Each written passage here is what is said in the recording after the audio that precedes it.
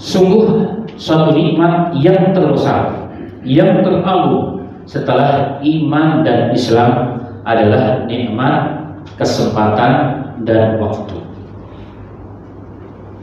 Sekali lagi, nikmat yang terbesar setelah iman dan Islam yang Allah berikan kepada hamba-hambanya adalah nikmat kesempatan dan waktu. Berapa banyak dalam Al-Quran ayat-ayat yang menerangkan tentang pentingnya waktu. Begitu hadis dan begitu juga sunnah Rasul SAW, dan begitu juga celakanya orang-orang yang tidak bisa menggunakan waktunya. Dalam Al-Quran banyak ayat. Di antaranya Allah berfirman dalam surah As-Sajdah, "Walau tara idil mujrimuna nakisu ru'usihim 'inda rabbihim Rabbana absarna wa sami'na farji'na na'mal salihan inna muqinun." Allah mengatakan, wahai Muhammad, alangkah ngerinya walau tahu jika kau melihat siapa mujrimun, ya, idil mujrimun, orang-orang yang mujrim ketika nanti dikumpulkan di padang mahsyar, di mana mereka harus bertanggung jawab atas amalan perbuatan mereka di hadapan Rabb-Nya. Setiap manusia berbincang langsung dengan Allah, tidak ada antara dia dengan Allah. Terjemahan dalam hadis yang sahih. Orang-orang yang mujrim ini tidak mampu mengangkat kepalanya memandang Allah Subhanahu wa taala. Padahal dalam hadis yang sahih, setiap manusia nanti akan melihat Rabb-Nya Allah Subhanahu wa taala. Kecuali orang yang mujrim. Kenapa orang mujrim? Siapa orang mujrim itu?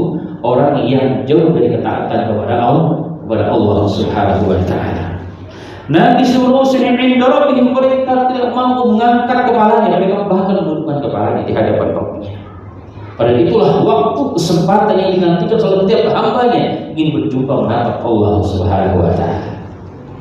Gambarannya jemaah sekalian, hari ini sebentar lagi masyarakat ibu kota akan mudik biasanya. Tapi ada orang-orang yang sudah merantau mungkin puluhan tahun. Ternyata kepulangannya secara dunia dia dikategorikan orang yang tidak sukses. Sebenarnya pulang kampung dia nggak malu sebenarnya. Bahkan terpaksa dia pulang kampung mungkin karena ada satu sebab. Dia bahkan tidak mau keluar dari kamarnya. Kalau terpaksa keluar dari kamarnya, dia malu kalau keluar dari rumahnya. Malu kenapa? Kalau ditanya, bagaimana Anda selama di Jakarta? Itu pertanyaannya. Pertanyaan gampang dan mudah. Tapi bagi orang yang tidak siap, yang menganggap dirinya tidak sukses, maka pertanyaan itu adalah pertanyaan yang seperti petir menyambar di atas kepalanya. Sangat menakutkan. Menjadi momok bagi dia. Kalau bisa dia akan salah dalam pertanyaan, maka dia kunci di dalam kamar. Ini gambaran hari ini jemaah sekalian. Malu. Kenapa? Bertahun-tahun, ya, hidup pulang pun masih bersyukur.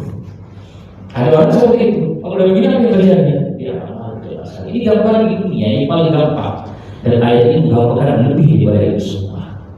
60-70 tahun di dunia Allah berikan kesempatan kita hidup. Ternyata tidak menggunakan kehidupan dengan sebaik-baiknya. Kemudian Allah mengatakan, Rabbana absarna, ya Rabb, kami telah melihat, kami telah mendengar dahulu ternyata apa yang kami dengar dari orang tua kami, daripada guru-guru kami, dari syekh-syekh kami. Kalau orang tidak taat akan begini. Sekarang kami melihat, ya Rabb, apa yang dikatakan oleh mereka, mereka benar, ya Rabb. Maka saya mengatakan, farji'na na'mal salihan inna muqinun, ya Rabb, kembalikan kami ke dunia. Untuk apa? Beramal saleh. Jadi ternyata orang yang sudah sampai akhirat ingin pulang kembali dengan apa? Beramal saleh. Bukan untuk jadi pejabat, bukan untuk bertindak, tapi untuk beramal saleh. Kenapa? Inna muqinun, karena sudah yakin betul apa yang dikatakan dahulu yang berkaitan. Tapi keyakinan saat itu tidak lagi bermanfaat. Tidak lagi bermanfaat. Jemaah sekalian rahimahullah, ini gambaran ayat. Satu di antara ayat sekian banyak dalam Al-Quran yang menggambarkan bahwa waktu dan kesempatan yang tidak dimanfaatkan menjadikan manusia itu merugi dan dia tidak mampu menatap Rabb-Nya Allah Subhanahu wa taala. Karena yang Allah mengatakan ni'matani yakun fima katsirun minan nas, ada dua nikmat yang manusia melupakannya, yaitu as-sihhatu wal faragh, sehat dan kesempatan.